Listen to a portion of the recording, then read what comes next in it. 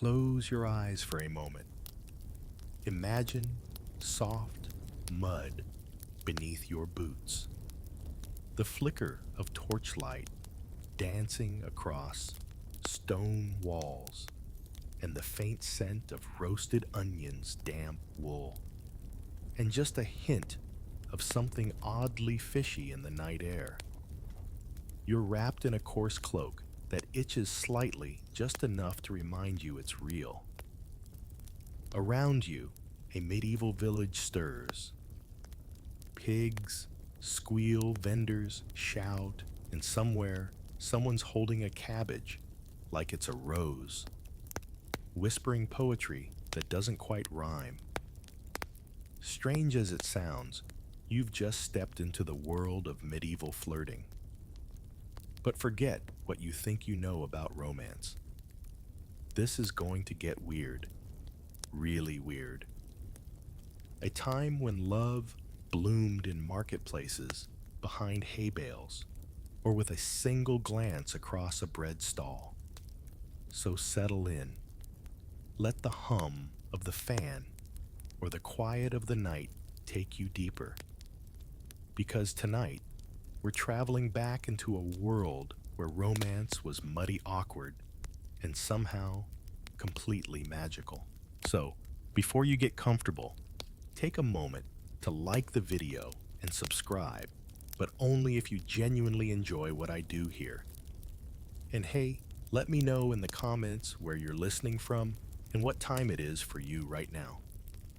Now dim the lights, maybe turn on a fan for that soft background hum, and let's ease into tonight's journey together. What if your best chance at love was yelling compliments across a goat cheese stall? You're weaving through stalls piled high with root vegetables and greasy pastries, and yes, it's raining just enough to turn the straw-covered ground into a slippery mess. But no matter the fare, only comes twice a year, and for unmarried villagers, this is where the magic or mayhem happens.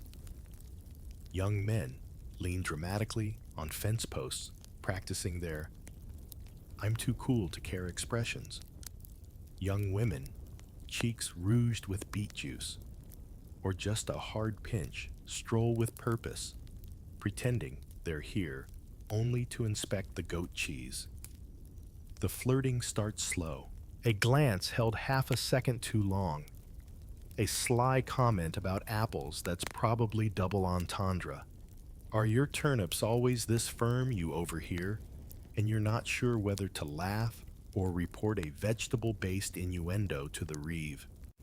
There's no such thing as dating apps here, just strategic loitering and loud compliments yelled across stalls. It's awkward and bold all at once. Historians still argue whether these market fairs were actual hotbeds of romance or just desperate social mixers with food as the only real draw. But you notice a pattern. If someone brings their best chicken to barter, they're not just looking for trade. They're showcasing potential.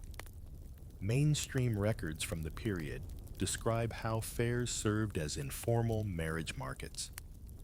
Parents watched from shadows while their children accidentally bumped into each other at the mead booth. No one's fooling anyone, and if you're a blacksmith's daughter, your suitor might just toss a coin to a fire juggler to impress you, or burn off his eyebrows in the process.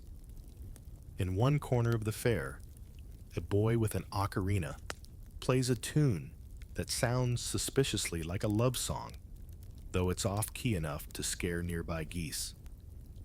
A girl pretending to ignore him adjusts her veil just so. Their eyes meet. She drops her basket of turnips. It's practically a proposal. And of course, things get theatrical. Minstrels perform songs of chivalric love tales where knights pine for ladies for 7 years straight without so much as a kiss. Everyone nods seriously. But you can sense a shared skepticism. Nobody here's waiting 7 years. Maybe 7 minutes, if their mom isn't watching. Some couples peel off toward the edges of the fairgrounds where privacy exists only in theory. Behind hay bales and under makeshift pavilions, whispered exchanges pass like contraband. You walk by one such pair and catch the tail end of a sentence. And then I said, "Milady, your eyes put the moon to shame." It's unclear whether she's swooning or stifling laughter. Quirky fact: some villages employed official go-betweens, old women or wise men, tasked with matchmaking. Think Tinder with arthritis. They'd whisper secrets, deliver love notes, and assess whether a suitor's oxen were robust enough for marriage. At the end of the evening, there's dancing. If your shoes are dry, and you haven't slipped in something mysterious, you join the circle. A song starts up a reel that involves more clapping than actual movement, and suddenly hands brush, eyes lock, and the rhythm takes over. You might not even know their name, but for a moment, you're in sync. You'll leave the fair muddy, possibly bruised, and with a faint smell of sheep cheese in your cloak. But maybe, just maybe, you'll have someone new to walk beside on the way home. And maybe they'll pretend they don't mind the turnip joke. This wasn't just a handkerchief, it was the medieval version of sliding into your DMs. You're back in your little village hut now, your feet thawing near a smoky hearth. But let's rewind a bit. Earlier today, before the fair even started, you spotted something curious on the bench beside the communal oven. A small piece of linen, folded carefully, edges embroidered with tiny vines. And here's the kicker: it smelled faintly of rosemary and cloves. You might not have thought much of it, except this wasn't an accident. In the Middle Ages, scented handkerchiefs were more than just ways to hide the stench of the streets. They were carefully deployed tools of flirtation. A young woman might accidentally drop hers near the shoemaker's stall. If the right man picked it up, well, that was a conversation starter. If the wrong man did, maybe she'd suddenly remember it wasn't hers after all. You notice that this one, subtly folded, clearly fresh, was left in full view. It's almost like it's winking at you. Historians still argue whether the whole handkerchief ritual had roots in courtly culture, or was just a clever adaptation by everyday folk. But one thing is clear: medieval flirtation had to be creative because privacy wasn't an option. Every smile, every whispered word was part of a game one played in public, under watchful eyes. You tuck the cloth into your sleeve, because even if it wasn't meant for you, it would be rude to waste good linen. The perfume a delicate touch. Real rosemary wasn't cheap, and clove had to travel across continents to reach your little corner of the world. So either the person who scented this handkerchief is wealthy, or they're trying very hard to seem that way. Either way, it tells you they care, or want you to think they do. And here's the kicker. In noble courts, the act of giving a perfumed item like this could be read as a literal breath of affection. Scent was intimate. It lingered. So if someone gave you a cloth that carried their chosen aroma, they were giving you part of their presence, something to remember them by.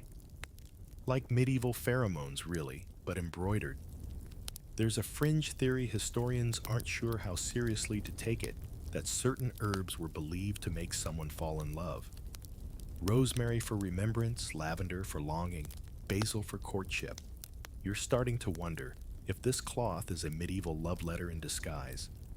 A scratch and sniff Valentine, if you will. Mainstream chronicles suggest that nobles often carried scented pomanders or sachets, but among peasants, it was these small tokens, handkerchiefs, woven ribbons, braided cords, that did the trick. They were cheap-ish, portable, and safe to deny if things got awkward. Oh, that old thing, I use it for nosebleeds. Later that day, you pass by the girl who always sells turnips and barley bread. She doesn't look at you, but she sneezes delicately and just happens to pull out a matching handkerchief. Is that a glance? Did she? She did. She smiled. Barely. You panic and forget how legs work. But it's fine. You drop the firewood you're carrying. Classic. And just like that, the cloth in your sleeve has a story. It might be the start of something love, or at least mutual beetroot admiration. Or maybe someone else put it there. Maybe it's just your neighbors. Maybe none of this means anything. But tonight, as you warm your toes and listen to the wind rattle the shutters, the scent lingers. You fall asleep holding it, not sure whether to feel hopeful or ridiculous. And the next morning, she brings you an extra slice of bread, just because. You've heard of gallant knights, but did you know some flirted with poetry while smelling like horse? By now, you've probably picked up on a recurring theme. Medieval romance wasn't exactly hygienic. So let's talk about knights. Ah yes, gallant, gleaming knights in polished armor composing poetry in rose gardens. That's the myth anyway. In reality, imagine sweat-drenched wool, mud-caked boots, and a horse that's been farting for the past 3 miles. You're trudging behind one now. He's got a feather in his hat, a dent in his breastplate, and the unmistakable stench of someone who hasn't bathed since Pentecost. But that doesn't stop him. No, this knight is about to flirt. He spots a lady near the well, fair-haired, or maybe just covered in flour from baking. Either way, he saunters up and delivers his pièce de résistance, a line of poetry he probably copied from a tavern wall. It's about her eyes, or maybe her ankles. Hard to tell, because he mumbles, and you're distracted by the smell of horse. And yet she giggles. She fans herself with a wooden spoon. The chemistry is undeniable. Historians still argue whether knights were truly romantic or just play-acting roles defined by the courtly love tradition. The idea was that a nobleman should worship a lady from afar, suffer in silence, and express his devotion through artfully vague metaphors about lilies and moons. This was fine for ballads, but less practical when your armor is rusting and you've just spilled mead on your chainmail. Still, chivalric love was serious business. Manuscripts from the period are filled with long-winded treatises on how to properly love a woman who will never touch you. Rule 1. Don't be too forward. Rule 2. Suffer poetically. Rule 3. Accept that she's married and this entire affair is purely imaginary. And yet, in the real world, these ideals filtered down even to lower classes. Peasants might not quote Ovid, but they picked up the cues. If a plowman handed you a daisy, he wasn't offering you salad. Let's not forget the fringe detail here. Some knights composed songs about ladies they had never met. One wrote of a milkmaid he glimpsed from a castle tower, swore his eternal devotion, then got distracted by a nearby falcon. That's the medieval ADHD love story. But let's circle back to the dung. Because while poetry floated on the air, the ground was very much soaked in horse manure. You watch as your knightly friend dismounts gracefully, except for the part where he slips slightly and kneels before his chosen lady.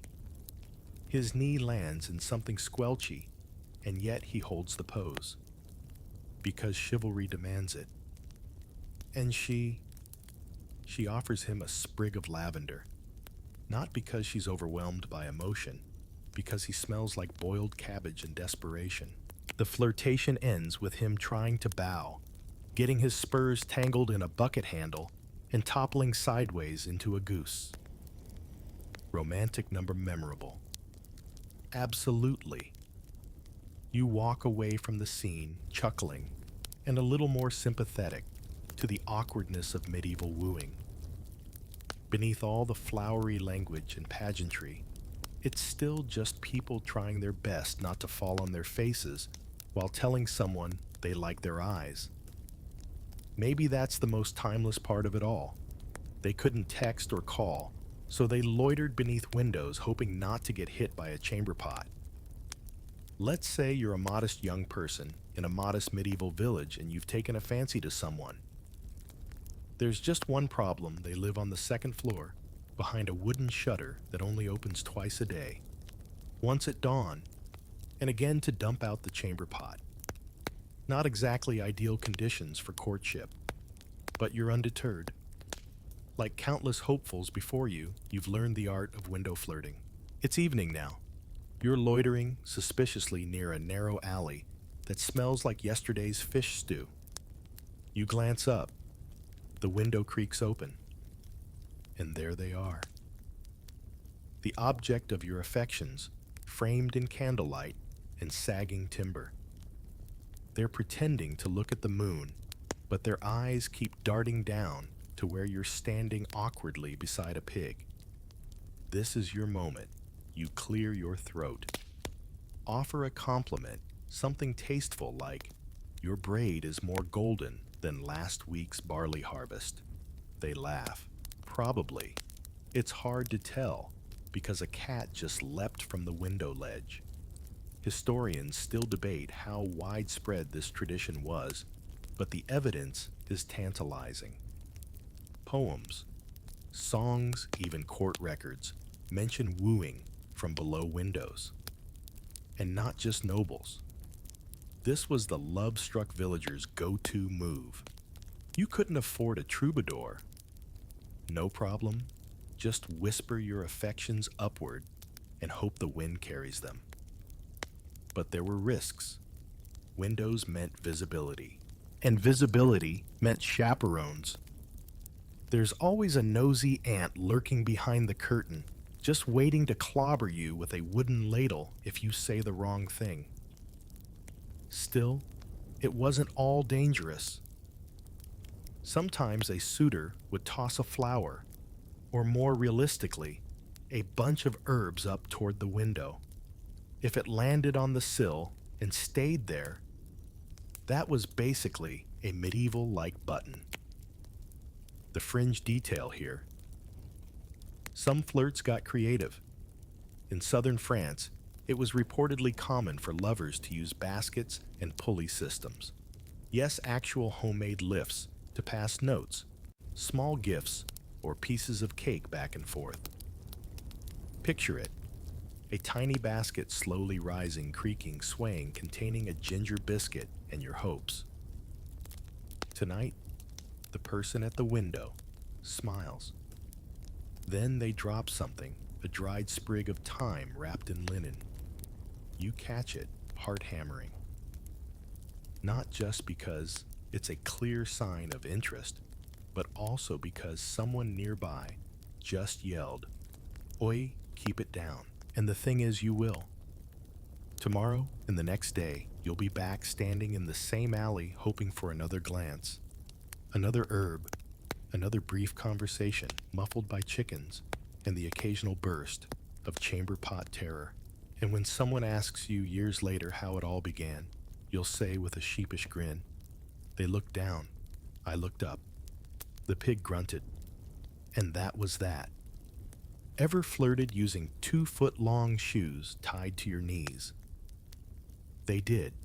It's the middle of the week, and you're strolling past the tailor's stall when you notice something strange. Every unmarried lad in town seems to be wearing the exact same ridiculously flashy boots. Deep oxblood leather-curled toes, golden toggles, and absolutely no practical use. Why? Because it's flirting season, and apparently nothing says marry me like impractical footwear. Welcome to the curious world of sumptuary laws and sartorial seduction. These laws, imposed by medieval governments and church authorities, were designed to regulate what people could and couldn't wear based on their social status. The idea was to keep the peasants looking like peasants, and the nobles, well, looking like they hadn't spent last week elbow deep in pig feed. But of course, people found loopholes, especially when romance was on the line. You see, if you couldn't afford silk sleeves or golden belts, you might still find a way to sneak in a splash of forbidden color, like saffron yellow laces, or a dangerously suggestive codpiece. That's right, the codpiece.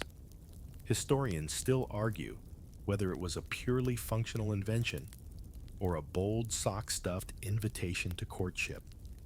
Either way, it made a statement. And so did boots. Mainstream fashion records tell us that during flirt-heavy seasons, spring fairs, harvest festivals, even certain feast days, young men would invest every spare coin into something just flashy enough to toe the line of legality. Sometimes literally. Shoes with exaggerated points, called poulaines, were so absurdly long that they had to be tied to the knees with ribbons. Why? Because nothing says, I'm husband material, like being unable to walk without tripping. Fringe detail. Some towns issued fines for excessively flamboyant hats. In one case, a baker's apprentice was publicly reprimanded for a feather that allegedly caused confusion regarding his station. Translation: he looked too hot to be poor. Tonight, you try it yourself. You borrow your cousin's best belt, only slightly tarnished, and wrap it tight over your second fanciest tunic. You scrub your boots with vinegar and hay until they almost shine. And when you walk past the baker's daughter, she raises an eyebrow. You panic, trip slightly, catch yourself. Pretend it was a bow. She laughs. You might survive this after all. And the sumptuary laws. Technically, you're in violation, but it's dark, and the reeve is asleep. Besides, if you're going to risk a fine, it might as well be for love, or at least the chance to share a warm roll and some mutual blushing behind the granary. As you sit beside the fire that night, unlacing your too tight poulaines and wincing at your poor circulation, you can't help but smile. It's not comfortable, and it's definitely not dignified, but your flirtation boots just might have worked. Some love letters were sweet. Others came with a dead bird. It's early morning, and you're tending to the chickens when you notice a peculiar bundle tucked under the barn door. Wrapped in waxed cloth and tied with twine, it looks too deliberate to be random.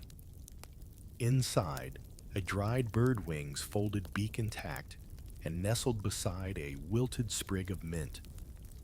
You stare at it, unsure whether it's a declaration of affection or a warning. Welcome to the weird, bewildering world of medieval love tokens. In a time before factory-made Valentine's cards or heart-shaped candies, tokens of love were homemade, symbolic, and occasionally very unsettling. A lover might gift a ribbon, a lock of hair, or yes, even something like a dead bird, because nothing says you've bewitched me like expired poultry in a gift wrap. Historians still argue whether certain tokens, especially the odder ones, were meant sincerely or were part of inside jokes, family traditions, or regional customs now lost to time. Some tokens clearly had symbolic meaning: rosemary for fidelity, a red thread for passion, or a nutmeg if you wanted your love life to spice up. But others, more puzzling. like the infamous lover's knot made from braided straw beeswax and human teeth, a fringe artifact found in a Welsh cottage attic. Scholars still don't know if it was a curse, a charm, or just someone taking dental romance too far. But not all tokens were creepy. A common practice among the lower classes was exchanging woven cloth bands or favor sleeves embroidered with initials or simple symbols. Mainstream accounts describe knights riding into tournaments wearing their lady's token tied to their lance or more privately tucked inside their underclothes. You, being neither knight nor bard, opt for something simpler. A carved wooden spoon etched with a flower motif. It took 3 evenings and one minor whittling injury, but it's ready. You slip it into the bread basket that's delivered daily to the widow's niece, the one with the cheek dimples and contagious laugh. Later that day, you find your spoon propped on your doorstep with a note, "My turn. Hope you like figs." She's left a small jar of fig jam tied with a ribbon that looks suspiciously like one from your own laundry. It's sweet, slightly burnt, and better than anything you've tasted in weeks. It's working. Still, there's the question of the bird. It remains in your barn wrapped and weird. Is it a rival's prank? An earnest if poorly chosen gift, or a sign you've accidentally charmed the town eccentric? Either way, you're keeping it. Because one day, you might laugh about it together, and in the confusing, turnip-scented maze of medieval flirtation, that's about as close to romance as it gets. Where was the steamiest flirting in medieval Europe? Not the bedroom, the bathhouse. You've heard the rumors. Everyone has. If you're looking for scandalous glances and accidental knee brushing, forget the marketplace. Head to the public bathhouse. It's late afternoon, and you're carrying a bundle of rough linen and a block of soap that smells vaguely of goat and pine.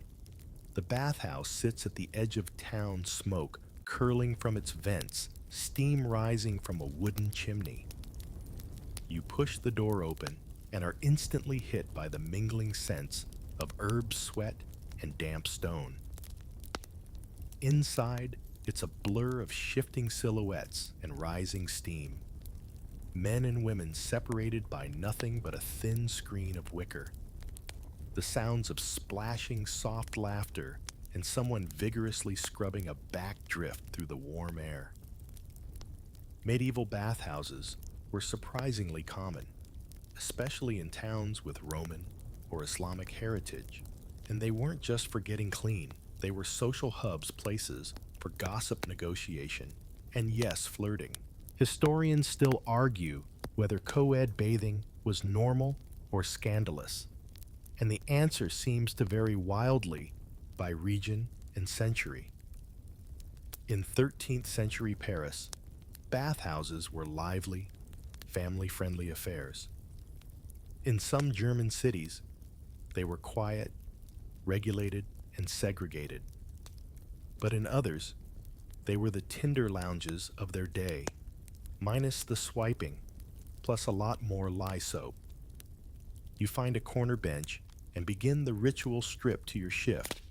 Dunk your feet in the warm tub, then rub yourself down with a rag that's seen better centuries. Across the room, someone catches your eye.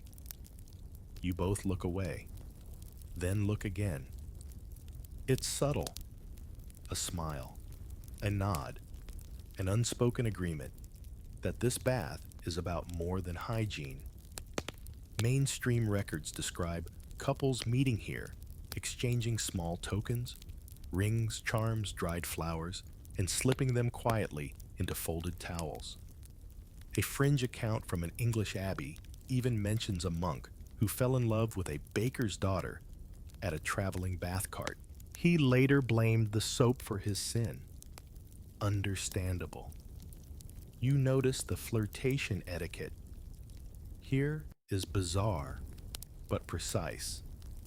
You mustn't speak too loudly lest it be interpreted as boasting. No splashing childish.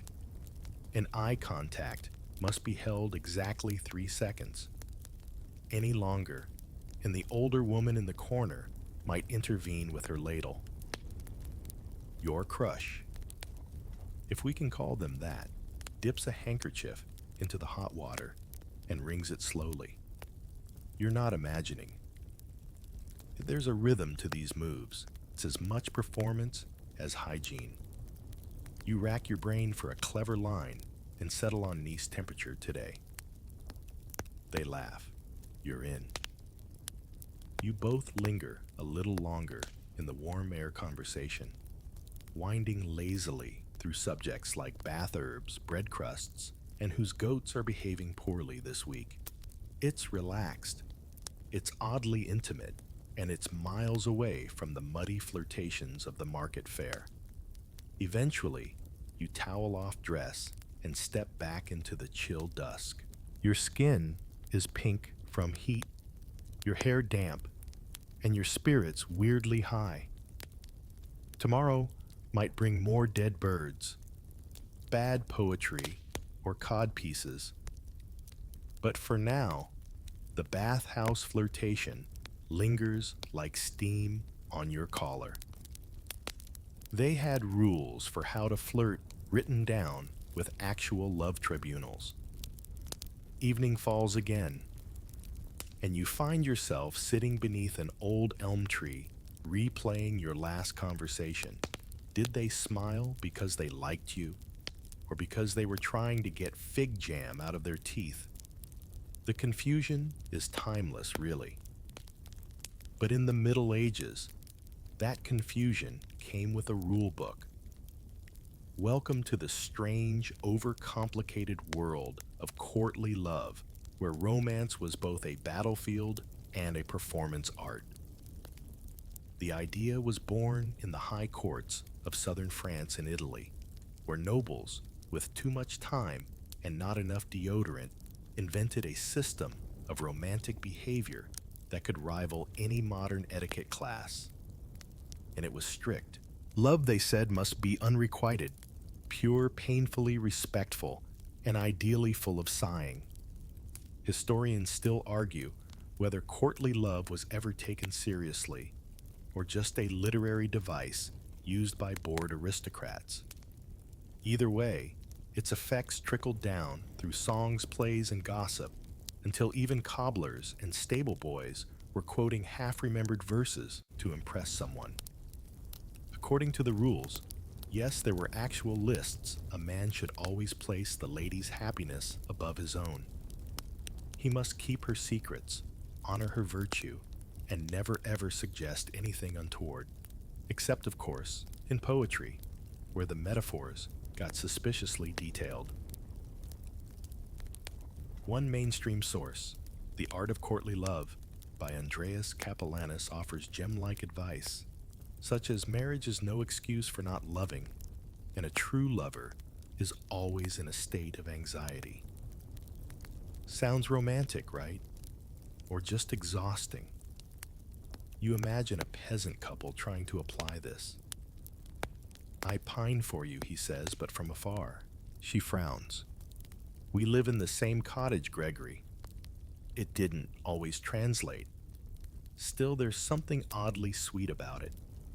The emphasis on longing, the careful dance of language, the idea that saying I like you required as much finesse as brewing a potion, even if it was absurdly overdone. Fringe practices included love tribunals where noble women held mock courts to rule on the legitimacy of various flirtations. Yes, actual groups of ladies convening to decide whether your sigh was sufficiently heartfelt. Spoiler, it usually wasn't. Back in your own life, you try it. You compose a short rhyme, bad but sincere, and sneak it into the fig jam girl's firewood pile. Something about stars and geese, and the ache of longing. You don't expect much. But the next day, there's a line scratched into your garden fence. Your stars are crooked, but your geese made me laugh. Is it love? Not yet, but it's something. Maybe courtly confusion with a pinch of real affection. You sit beneath the elm again, reciting your lines to no one.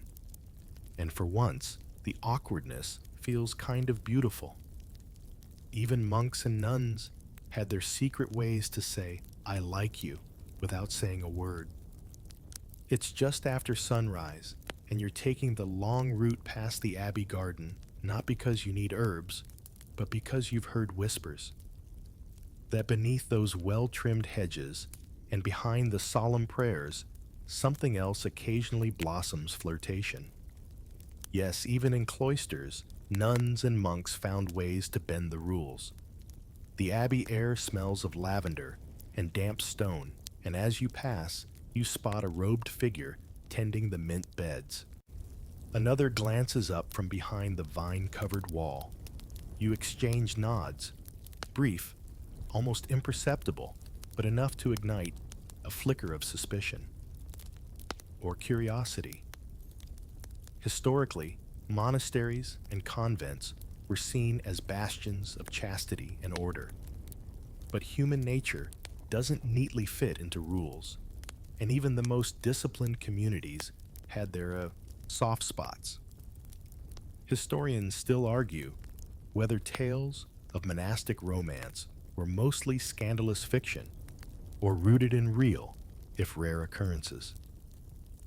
The evidence is scattered fragments of letters, church trial records, even marginalia featuring hearts and initials inked by bored scribes.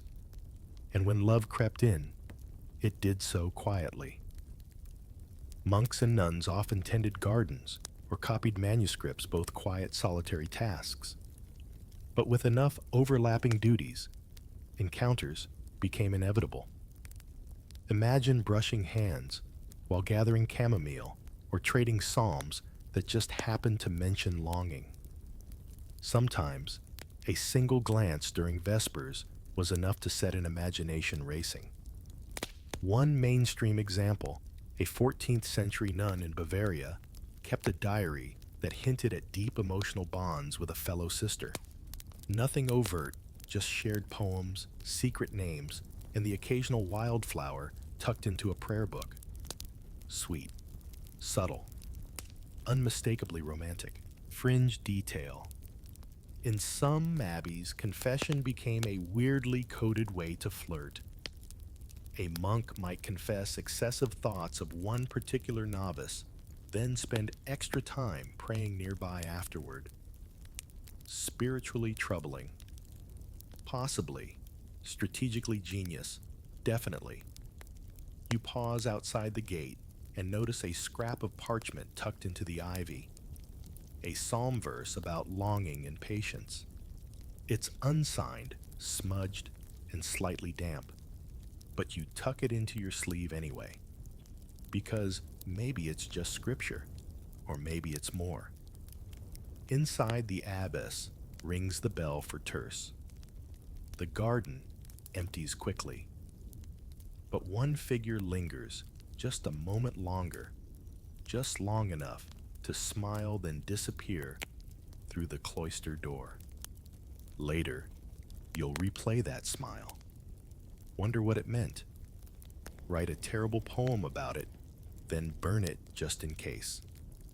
Love in the abbey is quiet. No touch, no declarations. Just glances, gestures, and the scent of time pressed between pages. Today's a feast day, and that means two things. Your village smells suspiciously like roasted root vegetables, and every single person in town has put on their cleanest smock. You're at the edge of the green, where the festivities are just beginning. Jugglers juggling, minstrels minstrelling, and somewhere a goat has gotten loose again. But you're not here for entertainment. You're here because, in the medieval world, fairs and feasts were the prime flirting grounds and often unofficial marriage markets. The stakes high, the music loud, the food questionable. But the chance to exchange words with someone you've only ever seen hauling oats, priceless. Historians still argue whether these festivals were primarily social or sacred, but most agree that they served as the best opportunity for young people to meet under semi-supervised circumstances, especially in smaller communities where, frankly, the options were limited and most romantic hopefuls shared at least one cow in their family tree. You're watching a game of catch the wreath where unmarried villagers toss flower garlands onto each other's heads, supposedly at random, but somehow always landing on the same two people. There's giggling, mild accusations of cheating, and one very competitive grandmother who nearly tackles a butcher's apprentice. Nearby, an older woman sizes you up. She has the air of someone who's attended a dozen of these fairs and made half the matches in town. She nods toward a tall weaver leaning against a barrel. Strong hands, she mutters. Nice calves. You nod politely and back away. Mainstream chronicles tell us that parents were often deeply involved negotiating dowries, inspecting livestock, and watching potential suitors like hawks. But while the adults talked oxen and wool, counts the younger crowd found ways to slip away, behind ale stalls, beneath festival banners, or in the flower tent, oddly enough. Fringe detail. Some feasts had official love lotteries where names were drawn from baskets to assign temporary festival sweethearts. For fun, supposedly. But at least 2 documented marriages came from such events, one involving a baker's son and a beekeeper's daughter, who enjoyed their allotment of honeyed ale and thereafter one another's company. You wander through the crowd until you spot her, your jam-leaving, fig-adoring maybe flirt, laughing with a friend near the pie cart. You make a beeline stop awkwardly and blurt out, "Would you like to toss a wreath at my head?" She pauses, smiles. "Only if I get to miss on purpose." And somehow, that's perfect. Later, after the goat's been retrieved and someone's uncle is asleep in the stew cauldron, the dancing begins. It's clumsy and chaotic, but beneath the strings of fading lanterns and smoke from roasted beets, there's magic. For tonight, at least the world smells like burnt onions and the promise of something beginning. It's nearly midnight now, and you're sitting on a mossy stone under a sky bursting with stars. Not just gazing, calculating, because tonight, you've been told, is the perfect time to flirt. Why? The moon's in Taurus Mars is waning, and Venus is exceptionally favorable for declarations. Welcome to the mystifying medieval belief in astrology as romantic timing. Yes, in a world with no clocks and even fewer boundaries between science and superstition, lovers turn to the stars to guide their hearts. And as you hold a folded note, your latest offering to the fig jam flirt, you wonder whether now really is the right moment. Historians still argue whether most medieval villagers truly believed in astrological matchmaking or just parroted ideas from local priests and astrologer monks. But among the upper classes, planetary romance was a genuine concern.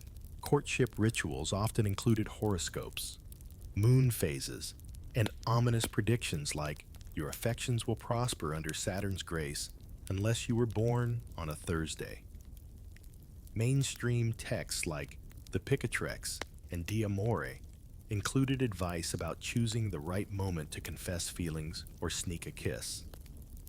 Some even suggested that a relationship doomed under one moon phase could be salvaged by shifting one's routine, say proposing during a solar conjunction instead of a cloudy Tuesday.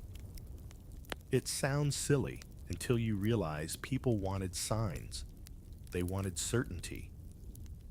In a world of war plague and tax collectors, the stars felt stable. You pull the note from your sleeve. It's folded into a clumsy star shape, your best attempt at being thematically clever. It reads, "If Jupiter agrees, may I walk you home tomorrow?" Fringe detail. In some towns, it was common to consult the village love astrologer, often a retired midwife or an aging monk with a telescope to determine compatibility. One surviving chart pairs a baker's daughter with a shepherd purely because they share an abundance of earth signs. They divorced 2 years later. So much for soil-based compatibility. As you stare up at Orion, you notice movement in the shadows. It's her, cloaked, cautious, curious. She sits beside you without speaking, then places something in your hand. It's a dried calendula flower and a note Venus said yes. You smile. You sit in silence. The stars don't blink, but you do. Maybe it's the smoke from someone's chimney, or maybe it's awe. Either way, you're not alone tonight. And if you want to believe the cosmos made it happen, who's going to stop you? By midweek, your feelings are starting to get the better of you. The glances, the fig jam, the calendula, it's all charming, yes, but uncertain. So, you do what any romantically frazzled medieval person might do. You ask the herbalist about a love potion. She eyes you over a mortar filled with something pungent. "Love potion," she repeats, smirking. "What kind you looking for, sincere sneaky? Or just a bit of confidence in a bottle?" You blink. "The nice kind." "Ah, hopeless then," she says, and starts pulling dried leaves from a crooked shelf. Love potions in the Middle Ages walked a fascinating line between medicine superstition and pure wishful thinking. Historians still argue whether they were truly believed to work or simply part of the elaborate performance of romance. But one thing is certain, they were everywhere. Mainstream apothecary manuals list dozens of recipes, most harmless, some mildly concerning. Rosemary and thyme for courage, anise and fennel for eloquence, honey to sweeten the tongue, a touch of rue to keep the heart from wandering. Mix it all in wine, whisper the name of your beloved into the brew, and hope for the best. Fringe variants included far stranger ingredients: powdered pearls, moth wings, or the ashes of burned love letters. In some rural areas, healers recommended rubbing the potion onto one's eyelids so the object of desire shall be all you see. Risky given the state of medieval eye hygiene. You leave the herbalist's hut with a corked vial and a warning. Just don't drink it all at once. You'll either fall in love or fall asleep. You tuck the bottle into your sleeve and spend the afternoon debating whether to use it. Eventually, you compromise. You dab just a drop on your pulse before the evening bread delivery. She opens the door, pauses, sniffs. You smell like cloves and mystery. You manage to reply, "It's the mystery mostly." She grins. You don't mention the potion. You don't need to. Whether it's magic or herbs or just months of shared glances and awkward bread-based flirting, something shifts. Her fingers linger on yours when she takes the basket. She doesn't let go right away. The stars are out again. The breeze is cool, and somewhere inside that crooked bottle, the last drop of potion waits patiently just in case you need it for the wedding. A few days pass, and the potion bottle remains untouched on your shelf, except now it's joined by a cluster of dried daisies and a wooden bead. But just as you start to believe love might be going your way, an old man at the tavern leans over his ale and mutters, "Better hope no one's hexed you, eh?" You blink. "Hexed," he nods solemnly. "A rival spell, a jealous charm, happens all the time. Welcome to the slightly terrifying shadow of medieval romance curses spells, and love hexes. It's a side of history that sounds fantastical, but was taken quite seriously. In court records and whispered village lore, love and magic often walked hand in hand, and sometimes hand in hand straight into disaster. Mainstream accounts reveal cases where spurned lovers sought out charm casters to win back affection or drive competitors mad with heartbreak. Popular ingredients for these spells: hair clippings, fingernails, wax figures, and occasionally, disturbingly, a handful of grave dirt. Historians still argue whether these spells had any real social power or were simply scapegoats for poor communication and bad luck. But their presence in church, decrees, and local punishments tells us they were feared. Accusations of love magic could lead to public shaming, or worse, a dunking in the river. You think of the dried bird from earlier. Could it have been a charm gone wrong? Or was it just rustic courtship? Hard to say. Fringe detail in parts of Eastern Europe lovers would bury enchanted objects, stones, carved figurines, even teeth beneath thresholds or inside shoes to either attract or repel affection. One recovered artifact had a carved phrase, "Love me or limp forever." Effective, maybe.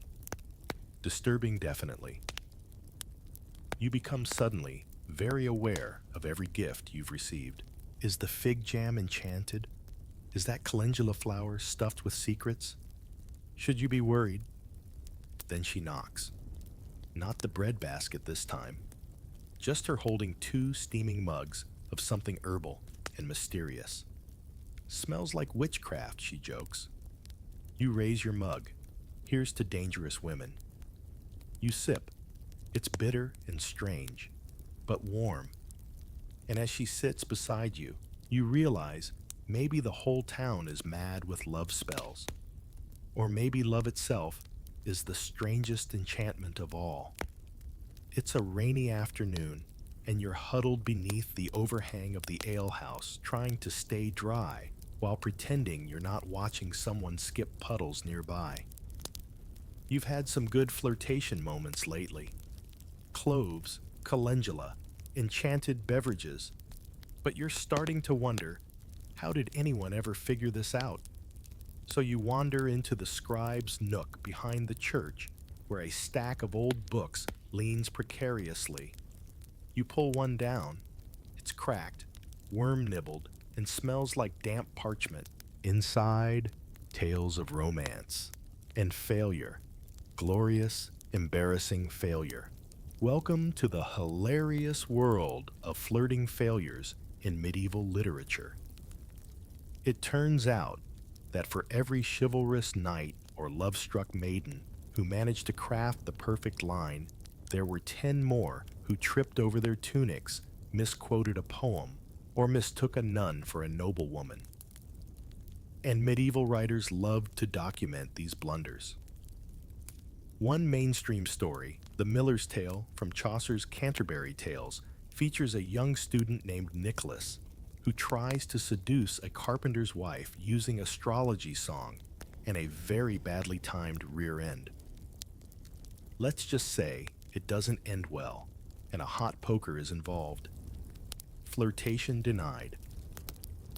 Another popular tale tells of a knight who mistakes his lady's silence for coyness, only to discover she's been asleep the entire time.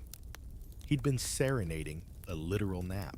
Historians still argue Whether these stories were moral lesson satire or just medieval stand-up comedy in verse form.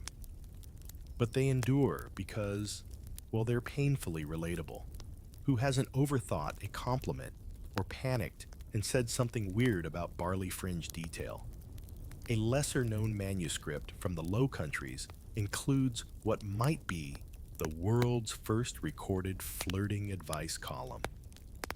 One letter asks, "How may I express my admiration for the baker's daughter?" without reference to her buns. The response, "Speak of her eyes and leave the bread to God." You chuckle over the pages and glance up. She's there, your fig-loving companion, trying to coax a goat out of the tavern doorway. She's red-faced, giggling, and cursing in the softest possible way. You walk over, offer a rope, and say, "I read today that I shouldn't compare you to a loaf of bread." She raises an eyebrow. Then you clearly don't understand flattery. And just like that, the goat trots off, and she walks beside you under the dripping thatch roof, not caring that your cloak's soaked, or your joke was borrowed from a 14th century scroll. Love is messy. Medieval love, even messier. But it makes for excellent literature, and even better, walks in the rain. The final day of Winter's End Festival has arrived Candlemas. It's the kind of holiday where no one remembers exactly what they're celebrating anymore, just that there are candles dancing and bread shaped like doves. And as dusk falls, the village green glows with hundreds of flickering flames, each one cradled in a clay bowl or tucked into a wax-slicked lantern. You're there naturally, boots muddied from the thaw hair, wind blown, but nerves buzzing. Because Candlemas is more than just candles. It's also the unofficial end of flirtation season. And tonight is the last dance. Everyone gathers in clumps, neighbors, rivals, hopefuls, married couples, pretending to tolerate each other for an evening. The music is slow, a single fiddle, and a tabor drum winding its sleepy rhythm through the crowd like smoke. Mainstream festival accounts often describe this as the most charged moment of the year, when hands finally touch, glances are returned, and quiet intentions turn into public gestures.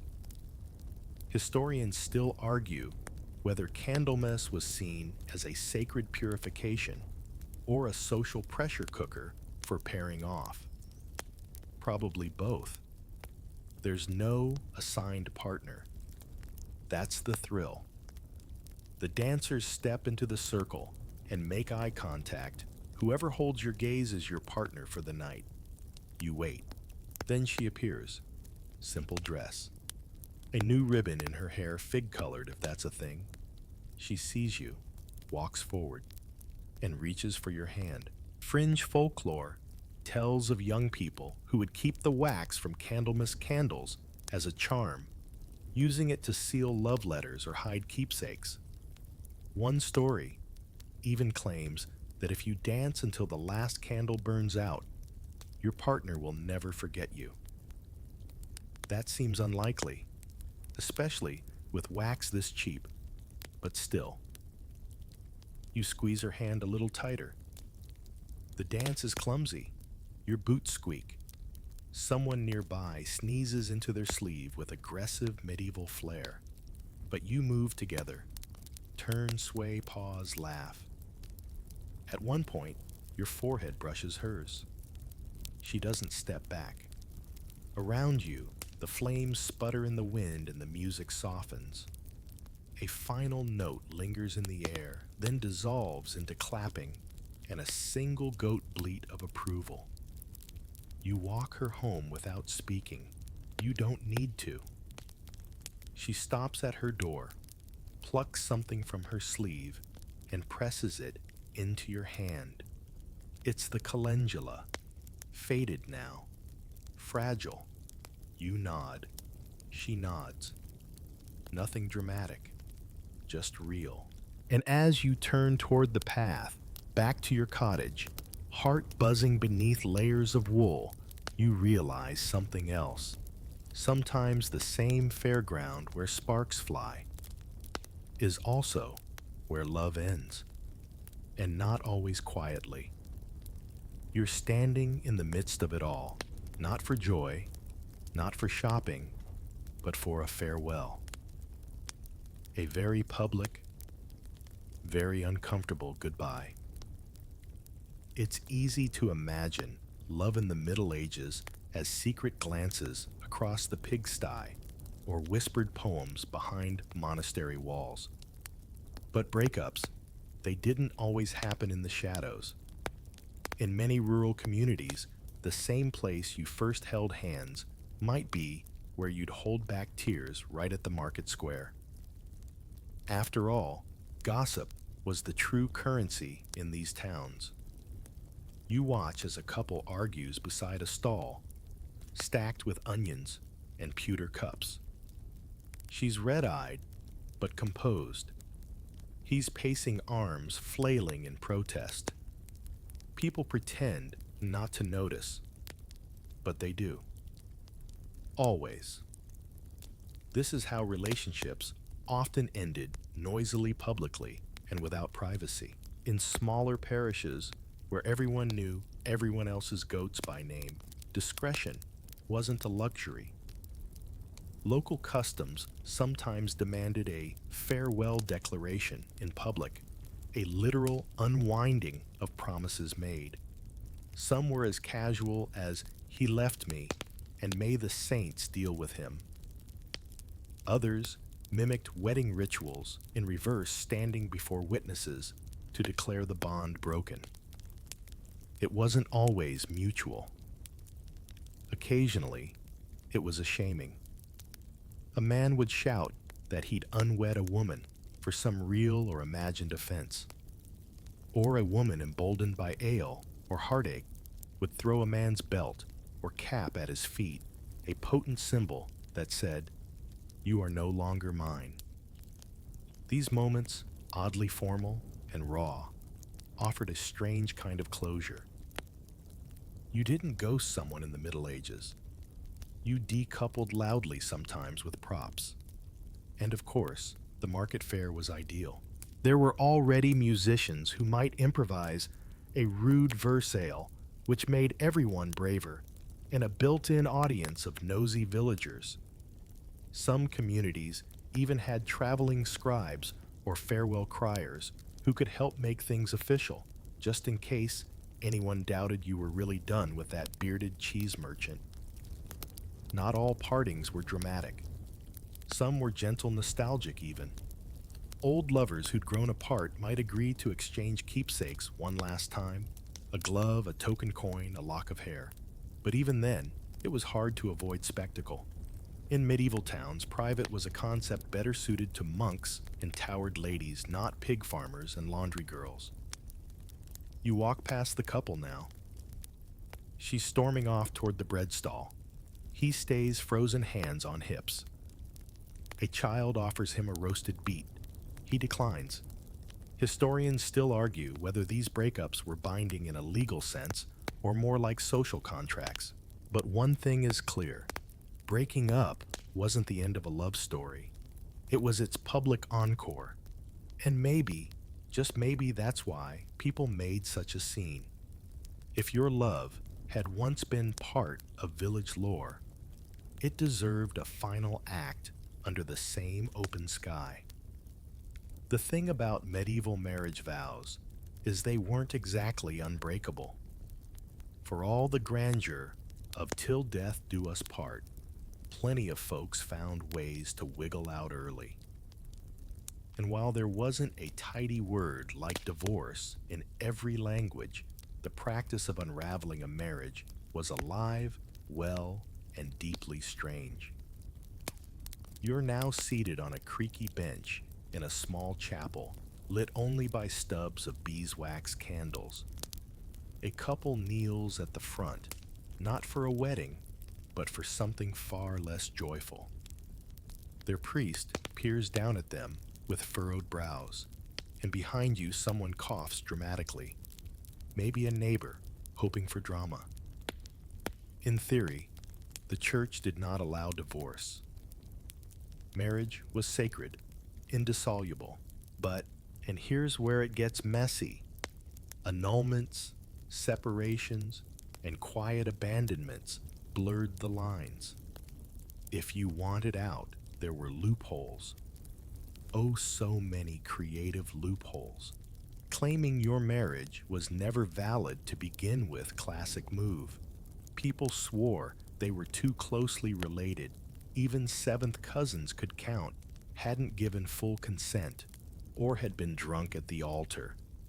A particularly juicy excuse discovering that your spouse had previously been betrothed to someone else. Double engagements were legal quicksand, and if all else failed, you could aim for a separation from bed and board.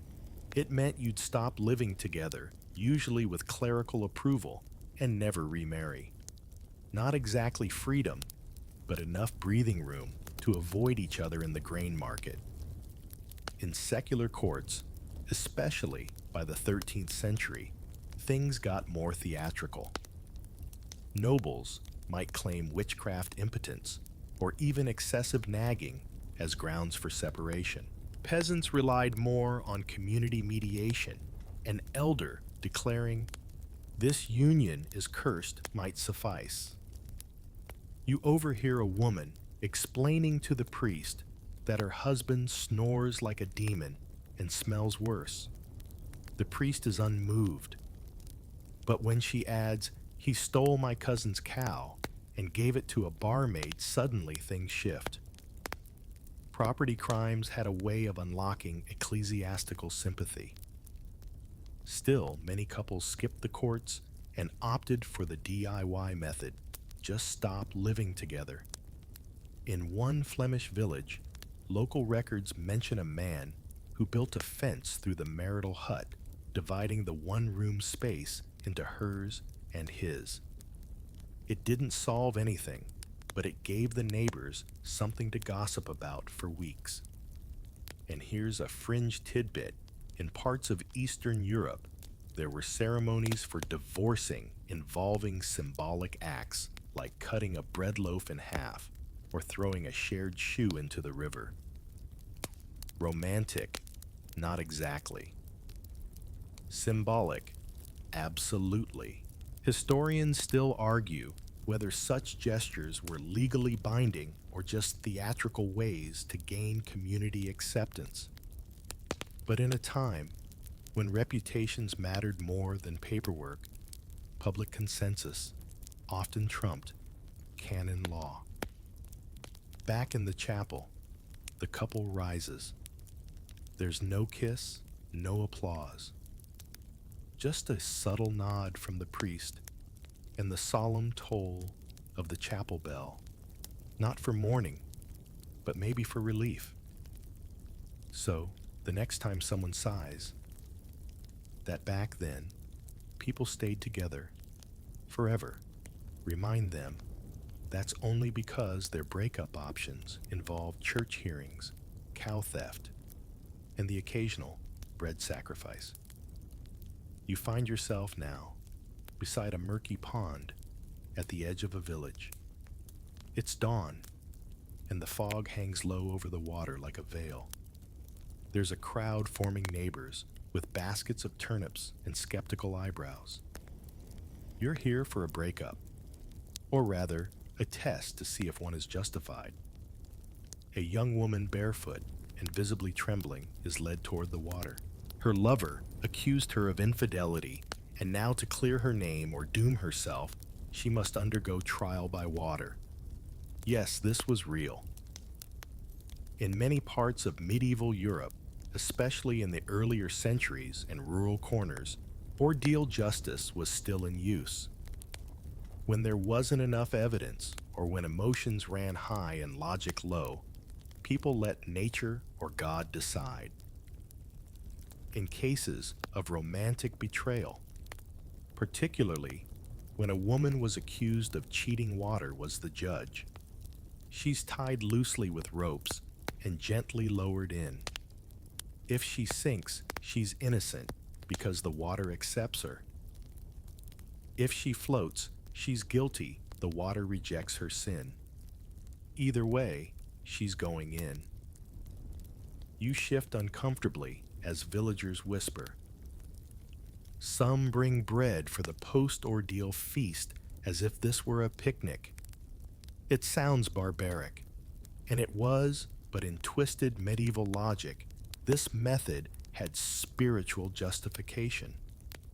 Water was considered pure. Sin would make a body buoyant. And before you ask, no, there's no actual physics to support this, despite what Brother Matthew insists in the background. Some communities added layers of drama, invoking saints chanting psalms, even hurling petals onto the pond's surface for divine favor. In Saxony, a woman accused of adultery was given a white veil and told to walk into the river until it swept her off her feet. If she screamed guilty, if she silently sank innocent. We'll let you chew on that logic.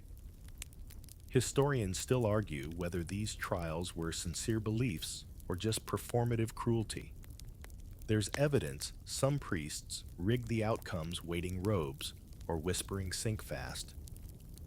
Others may have seen it as a strange form of conflict resolution, a public way to say, let the gods sort it.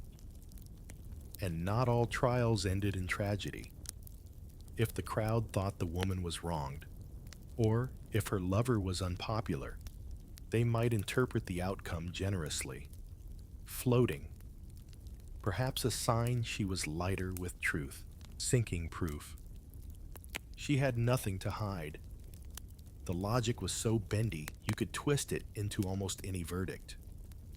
One strange tidbit, in some areas of Poland, accused women could request a proxy to do the water trial for them, usually a sibling or servant.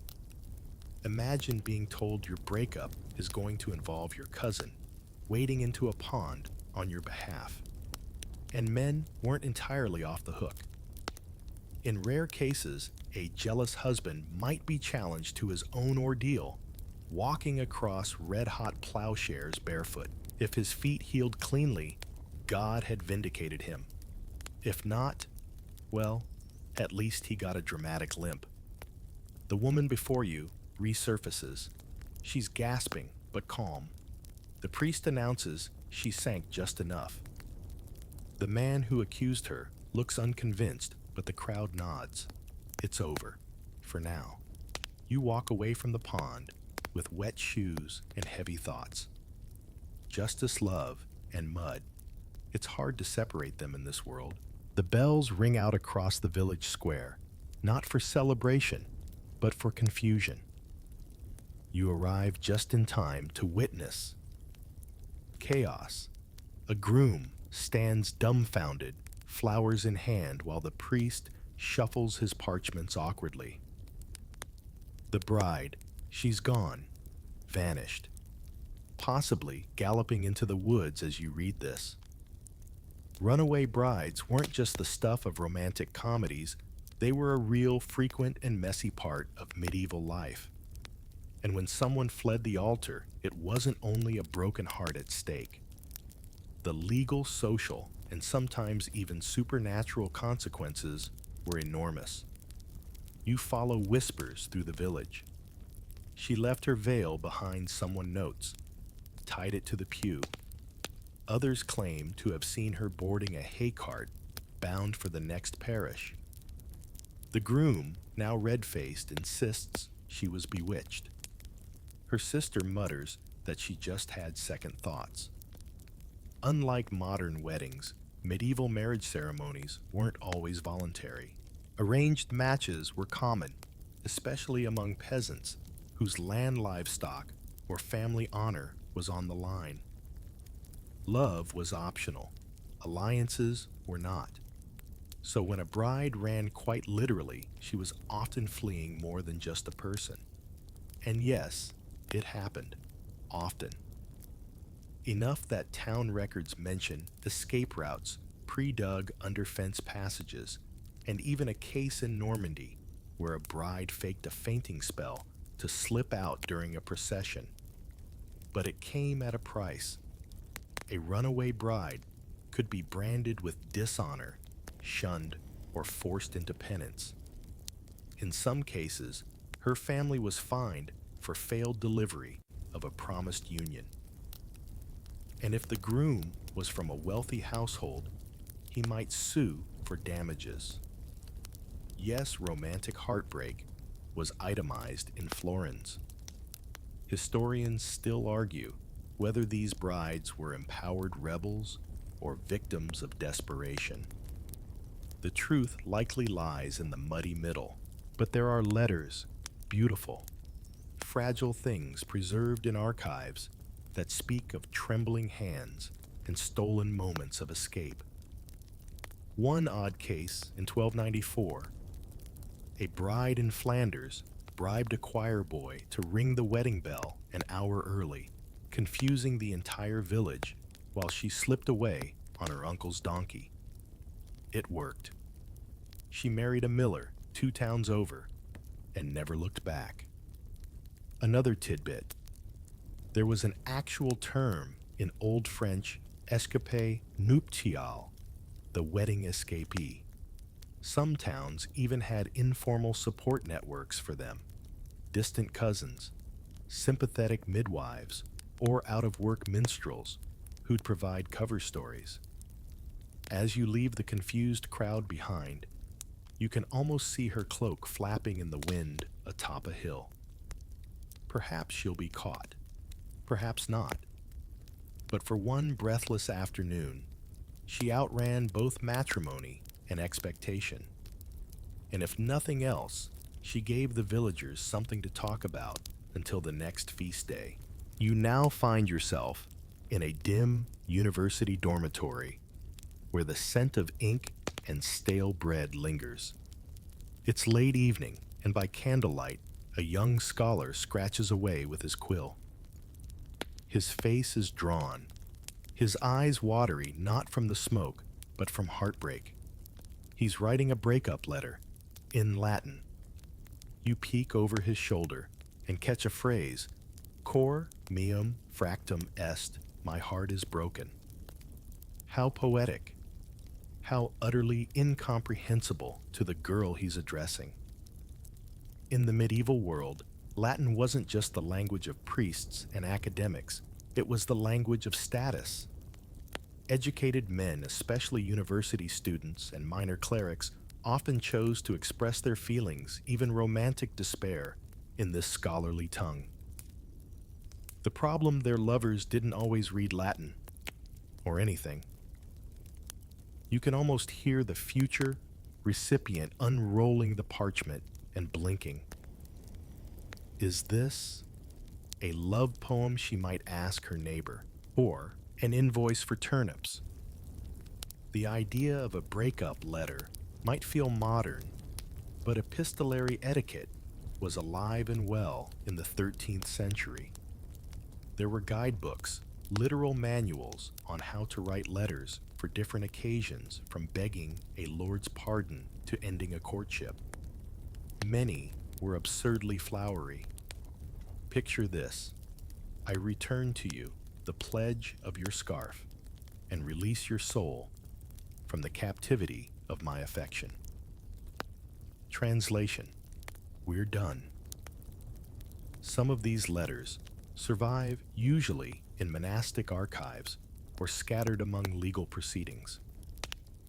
One particularly dramatic example includes references to classical mythology, lunar cycles, and a sheep that had dyed mysteriously, symbolism layered so thick it could double as a meringue.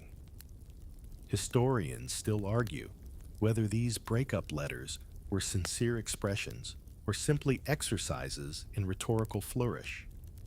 After all, universities encourage students to practice disputationese debates where they'd argue both sides of a case. Some scholars may have written fake love letters as homework, A curious, fringe tidbit, in a few cases letters were delivered with props, tokens of love returned in ritual fashion. A comb wrapped in twine, a single slipper, even a roasted chestnut with initials carved into it. It wasn't just about the words, it was the theater. You follow the letter now as it travels. It's carried not by raven or dove, but by a bored stable boy who stops twice once for ale once to throw rocks at a dog. It reaches the girl who reads it, or pretends to, and simply tosses it in the fire. This was the risk of sophistication. It could be misunderstood, ignored, or mocked. In some cases, women replied in their own tongue, vernacular dialects laced with sarcasm or fury. One retort, preserved in a margin, reads, "If your Latin is as limp as your promises, I want no more of either." Ouch. You return to the scholar's room. He's fallen asleep at his desk, ink-stained fingers curled around the edge of the parchment. Outside, bells toll midnight. Somewhere, someone else is falling in love, or out of it, with fewer words, but just as much ache. This time, you're standing in the cold, stone nave of a village church. Candles flicker along the altar. There's no wedding today, nor a baptism, nor a funeral. What's happening is stranger than all of those. A couple sits uneasily on a bench, and across from them, clad in a threadbare cassock and a vaguely annoyed expression, sits the local priest. Not to bless them, to break them up. In the medieval world, the church wasn't just a house of worship. It was also the nearest courthouse counseling center and gossip filter. And while marriage was considered sacred, the priest's role in managing failing relationships was murkier. Was he a spiritual guide, a mediator, a judge? The answer, yes. All of the above. You eavesdrop on the conversation. The man claims his wife refuses to cook anything but parsnips. The woman insists her husband speaks only in psalms and refuses to bathe. The priest sighs and opens a dusty ledger. Church law, or canon law, governed nearly every aspect of marriage and unmarriage. Yet its enforcement was wildly inconsistent. Some priests took their duties seriously, poring over theological texts and issuing decrees. Others muttered vague Latin phrases, took a chicken as payment, and called it a day. What's fascinating is that ecclesiastical courts often focused less on guilt and more on optics. If a couple's strife caused too much disruption, loud fights during services, accusations shouted across market stalls, the priest might step in just to preserve village peace. Some parishes even held informal reconciliation rituals where couples knelt and exchanged symbolic gestures like pouring water from the same jug to show willingness to make peace. If that failed, they might be assigned penance. One account describes a man ordered to sleep in a separate barn for 40 nights while reciting Psalm 51 daily. Medieval marriage therapy essentially. Historians still argue whether the clergy took these roles out of genuine concern or social obligation. It's also debated how often they bent the rules for favors, chickens, or barrels of ale. One peculiar case from 1312, a priest in York agreed to annul a marriage on the grounds that the husband had not smiled in 3 winters. The record doesn't clarify whether the man was simply moody or utterly miserable. Either way, the priest filed the parchment. Clerics also played a strange role in repairing lovers.